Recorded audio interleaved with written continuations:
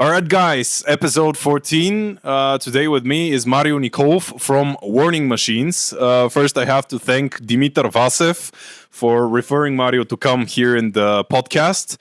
And I also have to know that we have the same shoes, by the way, which is very notable. So, tell me more about yourself and your startup. Right. So, first of all, it's my startup is with my co-founder, Dimitar Haralambiev. And we started working on this idea about 3 years ago while I was still doing my master's degree. And my master's degree originally is about renewable electricity production. But after 6 months, I decided it was much easier to come up with ideas to use electricity instead of creating it. So I really got into electric cars and cars in general because of my younger brother. He would send me a new car every week. So after You mean like a literal car? No, like offers for buying 90s JDM models for drifting, right? JDM, what's that? Japanese domestic market. It's like a term you use for stuff related to this particular category.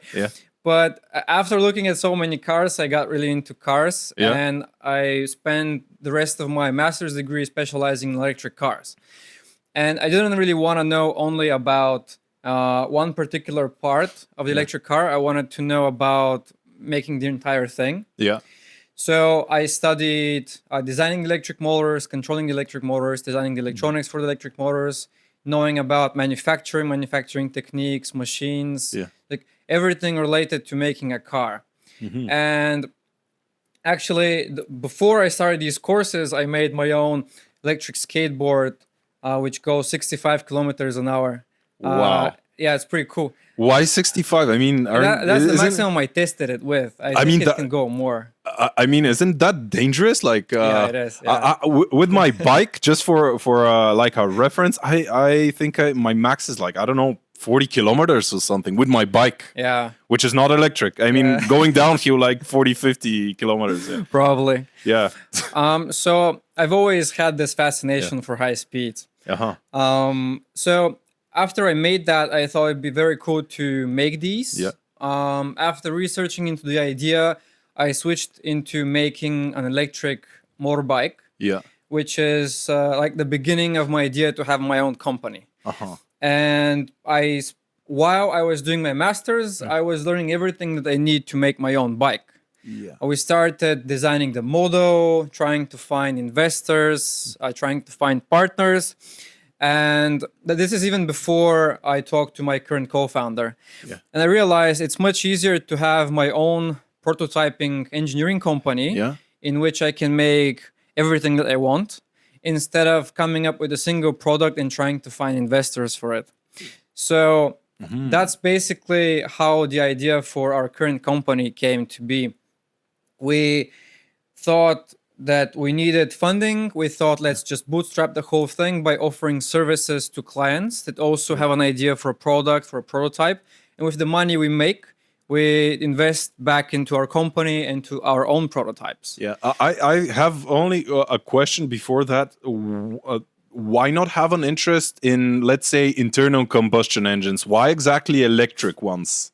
Right. Well, I don't know much about combustion engines. That's why.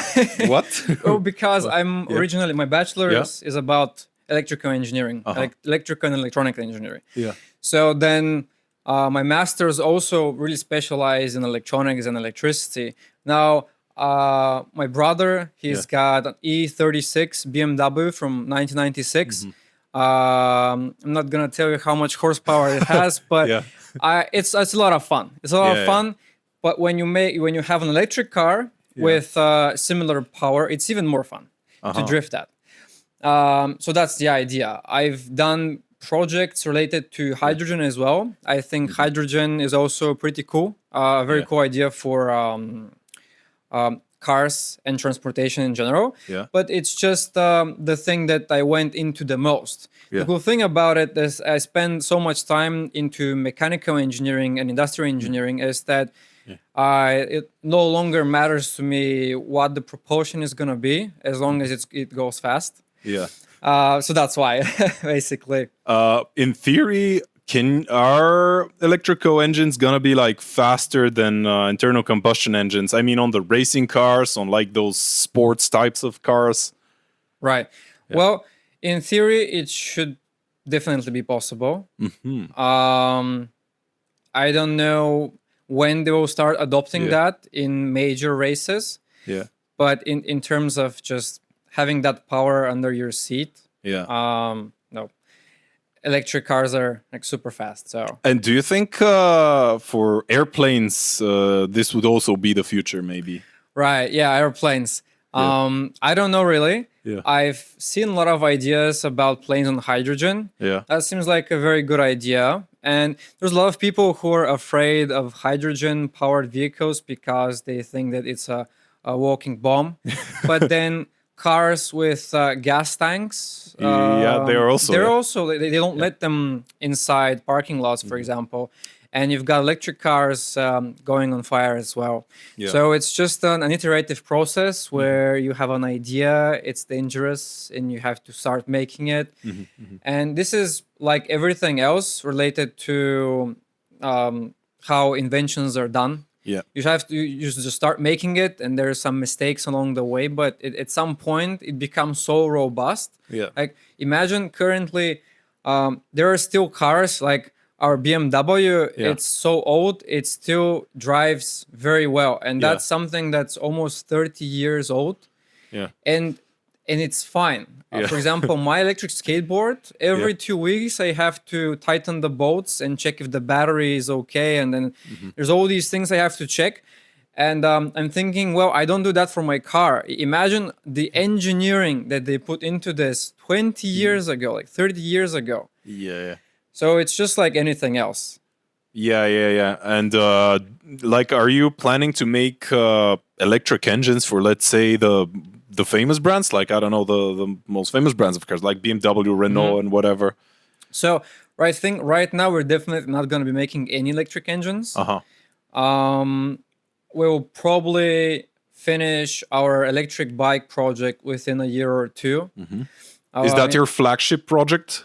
No, not really. Actually, so it's cars and guns, right? Yeah. My main hobby is airsoft. So I also have this fascination about military equipment, and we're currently developing two products. One of them is an autonomous firing turret with a camera, which it recognizes a person, and then the rest. It's like in Fortnite. We've got that. Do you also make like drones and FPV drones? I don't like drones that much for some reason. You don't like drones? Because my drone is charging over there, by the way. My girlfriend has a drone like that, and I used to have a Mavic 2 Pro until I hit it in a cave. Yeah. God's eyes, Božíte oči, that's the cave I hit it in. I think I'm not supposed to drive it right there. But you should have insurance. I mean, I've also crashed my drone, but they send you a new one. Yeah? I don't know if you know. Yeah, you just pay like €35, or if you lose the drone. €35, that's good. Yeah, I mean, if you break the drone and you return it to an official DJI store, it's €35. If you like completely lose it, you pay €70 and they send you a new one again. We should have done that. Yeah, so guys, insure your drones. There are official DJI drone insurances. The reason why I don't like drones is I just don't like. I really like off-meta ideas. There's too many people doing drones, too many tutorials on how to make a drone. Everyone can make a drone, and I thought there's not enough people making turrets with guns on them. I think you're the first one that. No. There are existing real ones. For airsoft, there's a couple of projects that are not really on the market. Yeah. So I thought I've always wanted to make this. Yeah. So I thought let's just do it. We're almost done. The code works, the electronics works. We're currently making the mechanical model. But our other project is we're making a smart grenade. It's just a grenade with many functions. It's got a timer. Do you have a license for making those types of stuff? No, I don't know. I mean, you're a pretty dangerous guy. So I haven't had time to research that. I've got a marketing team. where I hope my chief marketing officer may look into that in the upcoming future. I mean, aren't you afraid that after this interview, like somebody's gonna knock at your door from like the police or the military? Like, hey, imagine, it's gonna be very good advertisement, right? Yeah, I know it's gonna be good advertisement. Yeah.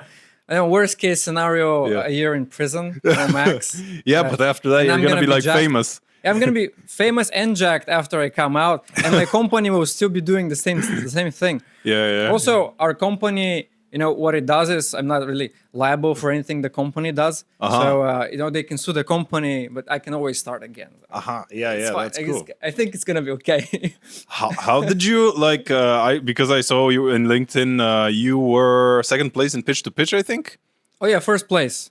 First place. A couple of weeks ago. Oh, nice. Tell me more about that. Have you ever thought about participating in competitions? Because with this idea, I mean, I think you're very suitable for winning stuff. Right. So the first pitch to pitch I went to, it was with my electric bike. That was maybe 2 years ago. So a year and a half before we started our company. And I got third place with that idea. And I did a very cringe job with pitching it. So like a year and a half later with us have already... So basically the pitch to pitch we did a couple of weeks ago. Yeah. We had already worked about a year with our company. So I was quite confident. And one night, my girlfriend was like, hey, how about we go to one of these pitch to pitch again? Because I find usually clients like that. Yeah. Just by talking to people that have an idea. Yeah. So we go to this event and they say, well, tonight, if someone wants to pitch, you can pitch without having registered a couple of months beforehand. Wow. Usually you register, you send your thing, and then a couple of months later they accept it. I know. I actually registered in April last year and they texted me in October. All right. Yeah. Yeah. So, I couldn't miss this opportunity, even though I don't really like pitching in front of so many people. Yeah. So I had to sign up, and then I pitched just randomly whatever I thought of for about a minute. Yeah. And they really liked it because most of the people that were there had an idea, but they hadn't really done anything with the idea. Yeah. So us having worked for a year on our company, it was very easy to sell the whole thing. Yeah. And they really liked it. So we got first place then. Nice. So maybe next year we can get another first place. Yeah. What do you think about like getting funded or something? Have you ever tried? I don't know. What's your what's your view on funding and getting? Are you gonna try some VCs or something? Yeah. So I don't have the time to go to talk to people to like ask them for money.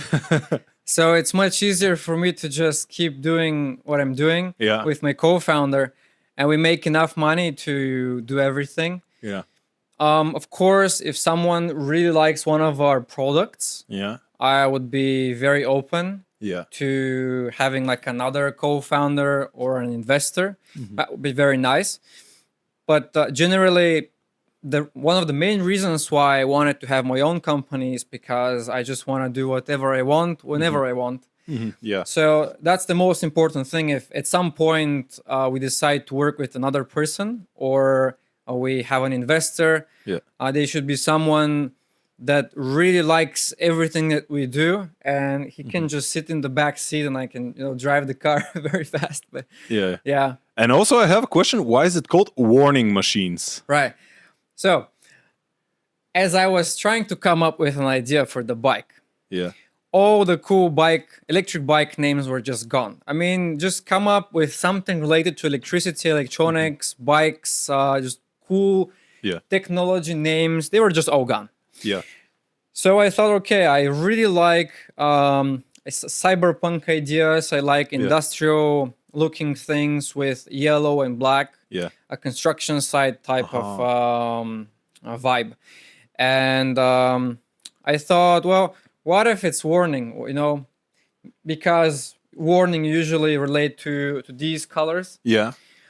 And as I was researching that, there wasn't a single company called Warning because it initially sounds kind of stupid. because if you imagine you send an email to a client and there's this big warning, so they may think it's spam. But then there wasn't a single company like that. And when you go to Google Images, there's only actual signs of warning. Yeah. There's no really anything related to a product. So I thought it sounds cool, but it's also going to be very easy to advertise. We're going to be first place in a couple of months with our website and everything that we put up online. And then machines, it's just very easy. And every product that we come up with, we just swap machines with the product. So now we've got warning bikes, warning machines, warning airsoft. It's actually a very cool idea for the name. That's why I'm asking you, because I think the best names and designs and stuff like that are the ones that are indirect in a way. Like most people, when they come up with their startup ideas, it's like, okay, green belt, or I don't know, green DG hub. Or I mean, when it's not so obvious, I think it's more memorable. And also, I don't know why I make an association with War Machine from Iron Man. Yeah. I don't know. Actually, in the pitch-to-pitch competition, they called us like that a couple of times. Especially after I told them about about the war military stuff that you're making. They would keep calling us War Machines. It does sound kind of cool. It is a cool name. And tell me more about, like, do you have any motivation? Like, do you read about entrepreneurial stuff, or do you just do your stuff without any podcasts or, I don't know, movies? Or so since the moment I decided to have my own company, everything, with my girlfriend, we invest a lot of time into discussing how a company should be started and what you should know and what you should read.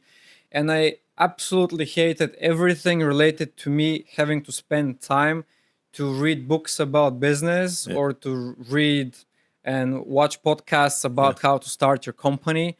Because most of the time, I felt like the people that were trying to teach me these things, they didn't have a company like mine. So why would I want their advice when they don't have the thing that I want to have? So that kind of became like something that I tried to follow. I never listened to anyone that doesn't have what I want to have.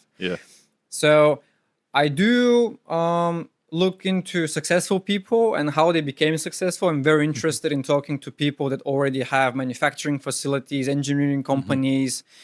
But very often they are also engineers who, like me, they're not that much into the business and entrepreneurial theory. It's much easier to be good at what you do. And then the rest really comes with we don't have to spend that much time persuading customers and advertising. Because once they come in our shop, they see that we've done a lot of things. So it's quite easy. I'm asking because you look like the type of guy that just does the stuff. I also know some other people who are like that. Like you don't see them really on events or stuff like that. You just hear how they've created some, super crazy, I don't know, engineering masterpiece or something like that, which is interesting. But I think that because I have LinkedIn, I spend time on LinkedIn sometimes to just look at what other people do. And I watch a lot of motivational reels on Instagram to just keep myself hyped when I'm overworked. But generally what I see is the people that actually do stuff, they don't have time to talk about what they do. So the people that I see that are constantly advertising their product and talking about how successful it is, are usually the people that are not that successful or really good at what they're doing. So I really want to have, for example, our own YouTube channel. I want to have my own podcast. I want to spend more time filming things. But I just have a couple of minutes to take screenshots and make videos, especially as right now we're growing very fast. So there's not enough time to post almost anything. That's why we have a new appointment. CFO.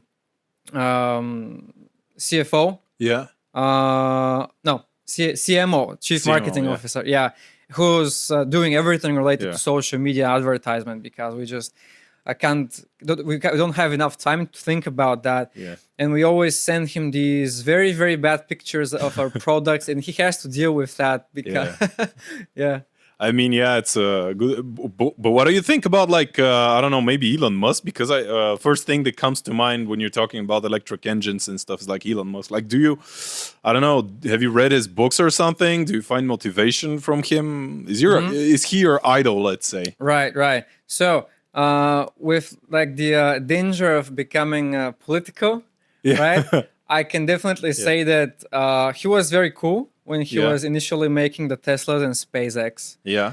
I guess he was the guy that kind of gave start the whole thing, because no one really believed in the electric car idea, and now we can see that electric cars are quite cool. Yeah. So in terms of engineering, very cool stuff.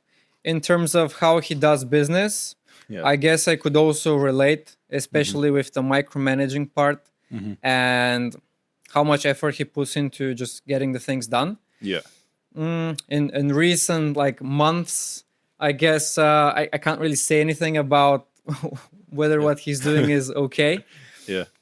But I do look up to successful engineers. Engineers who made their own company and became successful by being engineers and not by just studying business and then thinking, oh, now I have to come up with an idea and make a business. It's much easier to just be good at making stuff. Yeah. And then I'm gonna figure out the business sooner or later. Even if we fail a couple of times and we go bankrupt, the product is still gonna be really good.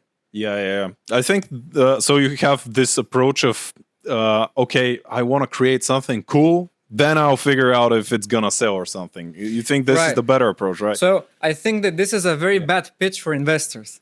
Right? Very bad, bad, I know. Very bad publicity for investors. But we did make this company to have fun. Yeah, I think so.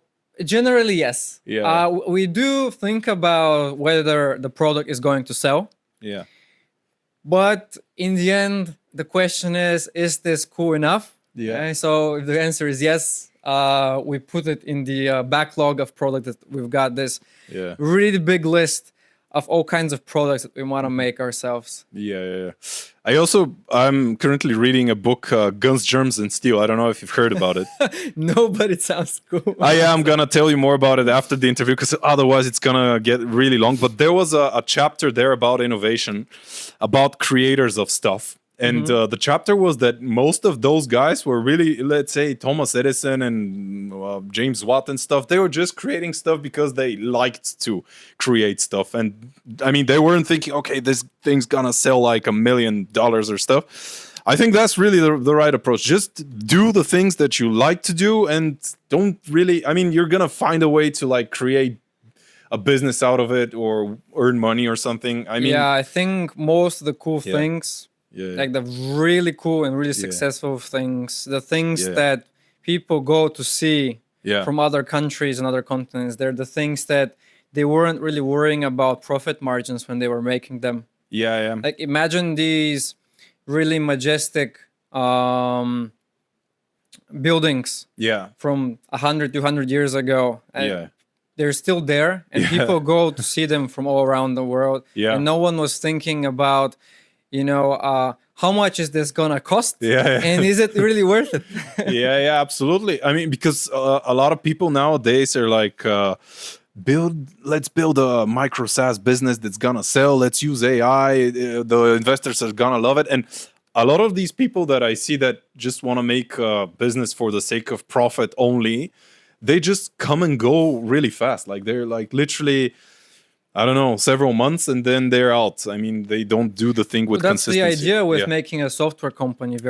Usually, you just make it and then you sell it.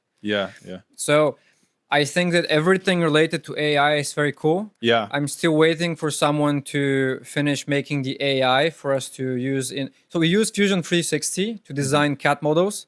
I'm still waiting for AI to design the CAD models instead of me. And I'm also waiting for AI to make the PCBs and electronics instead of me. I don't want to spend time doing. I want to spend time actually making the stuff and testing and coming up with the ideas. But whenever I hear AI in a startup, for some reason I really hate it. Maybe I'm very jealous because they get a lot more money much easier than physical startups like mine get. Yeah. But usually when you go to a pitching competition, there's at least one AI. Usually it's most of them. Yeah.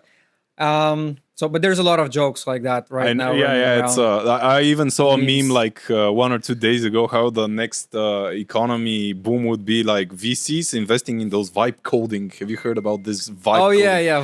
Again, just vibing. Yeah.